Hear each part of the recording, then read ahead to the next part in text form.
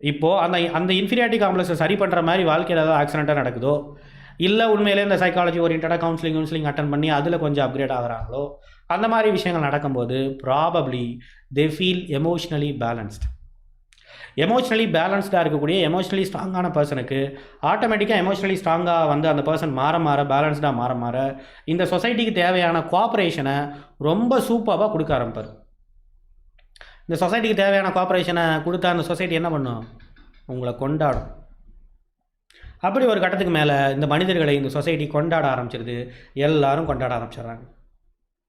ஏன்னா ஆட்டோமேட்டிக்காக அந்த எமோஷ்னலி ஸ்ட்ராங்கான பீப்புளுக்கு இயல்பாக வரக்கூடிய ஒரு விஷயங்கிறது எம்பத்தி. எம்பத்தினா என்ன? அடுத்தவங்களோட வழியை மட்டும் புரிஞ்சுக்கிறது இல்லை, அடுத்தவங்களோட மைண்ட் செட்டை அப்படியே புரிஞ்சுக்கிறது. அந்த எமோஷ்னல் இன்டெலிஜென்ட், அந்த எம்பத்தின்னு சொல்கிறது. அப்போ அவங்கள புரிஞ்சுக்கிட்டு அவங்க எதுக்காக வர்றாங்கிறத பார்த்து கெட்டதுக்காக வந்தாங்கன்னா அவங்க அவாய்ட் பண்ணிவிட்டு நல்லதுக்காக வர்றாங்கன்னா அவங்களுக்கு தேவையான விஷயங்களை செஞ்சு கொடுக்குற